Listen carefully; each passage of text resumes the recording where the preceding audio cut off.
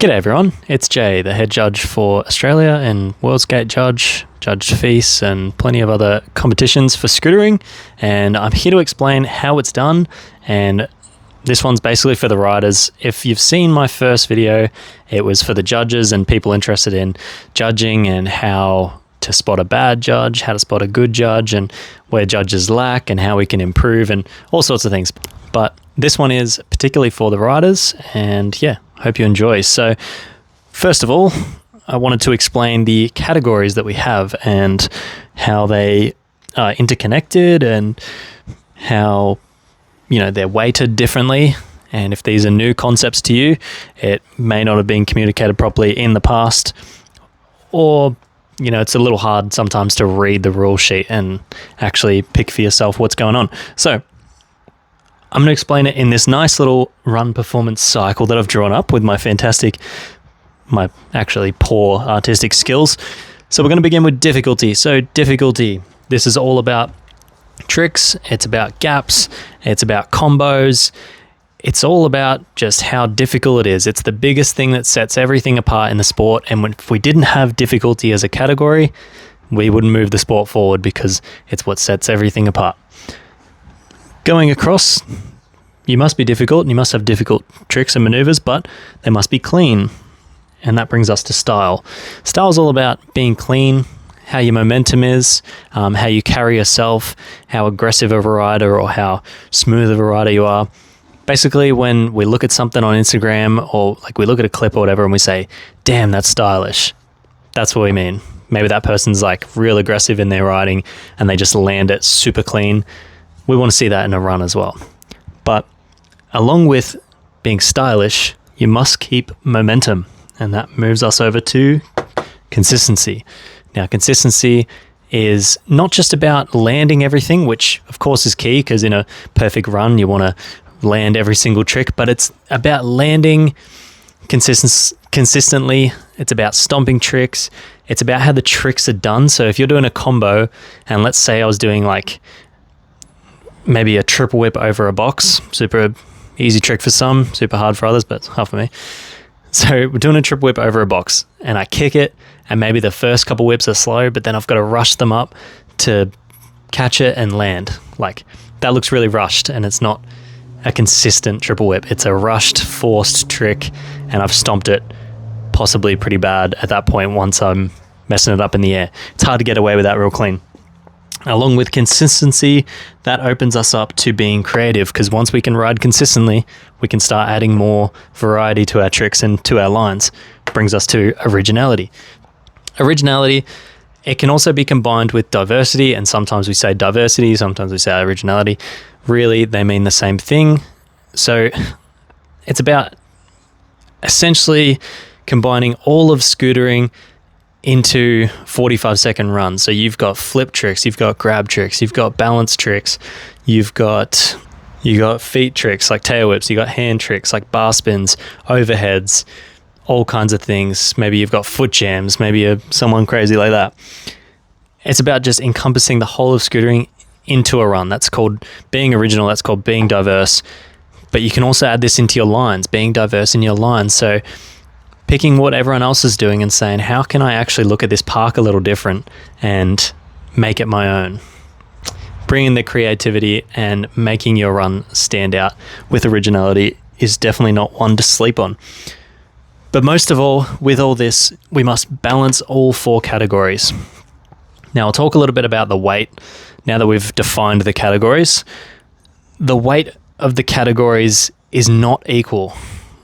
This one can stump many riders, but I can focus on being clean and consistent all day, but maybe I'll miss originality and difficulty. And vice versa with any of the four categories. Maybe I'm just consistent and I'm not stylish and I'm not original because I'm not that good of a rider, but difficulty is actually the highest weighted category, as I said before, because it is what pushes the sport forward. If we didn't have difficulty as a category, maybe that was replaced with the looks, the looks of a rider. What clothes are they wearing? Clearly, that's not going to push the sport forward, is it? So difficulty is the highest weighted category. it's anyone's guess what's next really between these three, but I'd personally say it's style, because if we don't put riders' landing tricks stylish and I guess making it look cool first,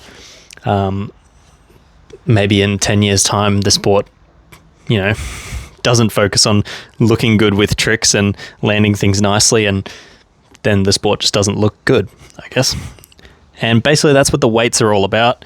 It's more of a philosophy thing that I might have touched in the first video, but I'll say it again. It's all of this judging is basically so that the sports, it defines the sport's future. So what does the future look like in the sport, and what do we want it to look like? Well, we put in the categories that, we find, or the aspects of the sport that we find are going to be those best values to push forward. I'll talk about what gets noticed. So we've defined all this, and I've sort of said what's most important about each of those categories, and I've popped them up in the top right hand corner: trick difficulty, park usage, clean landings, and variety. So that sums it up really, really quickly if you didn't understand anything I talked about before. With practice and repetition, it's always going to improve your skill and improve, maybe try something different in a run. And so maybe you try something different in a run at a competition that you've joined that you haven't tried before, and see whether it gives you a higher or not higher or lower score in terms of the actual numbers, but in terms of those you're riding against, and almost like judging the other riders and how would you judge them. Because it doesn't really matter too much about the actual numbers. Now, I talked about this in the first episode as well, but for those who are only watching this one, the numbers don't actually matter. The numbers just point out the difference between what the judges thought between, first and second place. Say if first place was like a 90 and second place is an 85, they thought 5 points difference was enough between those two best runs between those two riders. So the points don't actually matter. If you get an 80 in one competition and you came first, and then you get a 60 in another competition and came first, don't look at the numbers. That's all I can say. Moving on to how a judge actually scores a run. So the judging sheets that are given across is just one big box of notes, the rider's name, one big box of notes, and then a score that has to be given at the end. We also put the scores into a digital platform in most occasions, and especially in the world's finals sort of deals and more of the pinnacle of the sport sort of competitions. But if it's your grassroots, it's just a notes section and then a score at the end. And so in that notes section, we use a bit of a key, and we give a score for every trick between, you can do 1 and 7, you can do 0 and 9. Personally, I use it out of 7. 7 being like, the overall impression of that particular trick or that particular maneuver, whatever, incorporating the balance of all the categories per trick, and you're just sort of saying, that was a 6, that was a 5, that was a 3, that was a 7, and it just gives a quick overall impression of how the judge, how you were feeling in that moment about each particular trick. And it's different between every judge. This isn't like a standardized, that trick should have been a 6. It's just the notes to give yourself a quick, clear vision of how that run actually was, just at glancing back at it. Because when you've got 40 riders, that means 80 runs, because they've all got 2 runs each. You want to be able to go back to the first one and make sure your judging is consistent across the whole board, and saves you from getting some memory fog. Along with that, I also do, and so do many other judges, but we have a bit of a key. This is just the one that I use. So you're writing the number, and then underneath it is just a quick glance at what the trick actually was. So we've got, spine trick. I've got a slash for crashes and foot downs. The letter S for sketchy. We've got C for clean, CO for combo, clean combo, CC. I do a Q, and then sometimes the letter U for a unique feature. So maybe they've just done a really unique transition, and I'll do a T for a transition or unique combo. That we use CO. There's a flip, so you can do like flip tricks plus clean combo, which would be FCC, 3, 5, 7, 9, 360, 540, 720, 900 rotations. And you can mix those with the flips. So you can do like 5F, which would be like 540 flare. And then I do a little underscore just if there's time that's not being wasted, but time between tricks. So I'll do that with just like the second count underneath it. So let's say I did a trick and then it took me 5 seconds to get to the next obstacle. If it's enough dead air that you're sort of just like waiting for the next thing to happen, I'd just write one of those real quick with a second. And it's put me in a bit of a habit that every time someone lands, I'm counting immediately, like counting to the next thing. It's not a bad thing. It's just something. So when you go back, it's another thing to even remind you of like, oh, that run might have had like a few spots where they need to improve, or they need to, push their speed a little more or something like that. That's just a quick little tidbit. So we're going to move on now and see this in practice with the World Finals winning run last year from the men's park finals in Ibaraki, Sakai, Japan, which I was also one of the judges for, which was awesome. And the whole judging panel there is amazing. And we're going to see how I would actually judge a run. So now we're going to follow along with Jaden Sharman's run, his second run from Sakai last year. And I suppose I'll point out, sort of what we're up to, and it would generally be a lot sloppier than this, but I went through beforehand and just sort of wrote what it was. So I'm going to point out a few of them now, so that as we're following along, you can really get a sense for what's sort of happening.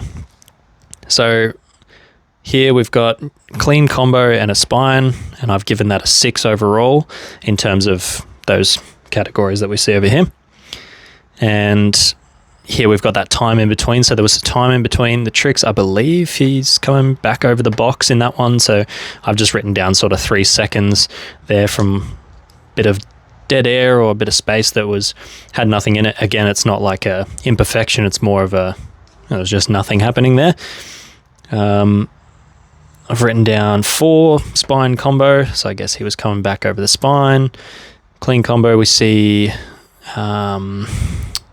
FF, I've written that as like front flail, and for the double flare at the end I've got F2, flip times 2, and that gives you a sort of feeling of how it was the whole time with this 6, 7, 7, 5, 5, 4, there was a 3 in there, I've written a 5, 7, 5, 3, 7, whatever, based on how they were. And other judges may put like a 1 to a 9. I've tried that as well before, but it tends to just be too many numbers for me to remember, because you're just doing it simply in the feeling of how it is at that point. Anyway, I'll stop rambling and I'll point along at each trick as we're going. So he's dropping in. It's that first trick. Here we go to the box trick. Amazing work. That's a 9F. Here's that sort of dead air coming back over the box, but that's all right. Bit of combo. Nice and clean, turn it around. Big flip combo. Bit of this odd landing, but that's all right. Coming back over the spine. Just coming back over the box. Massive. Really kind of unique line here, but that was the combo. There was that front flare. Heading back over with the whip rewind. Big fronty. I've kind of missed that into the front. Into the double flare. There we go.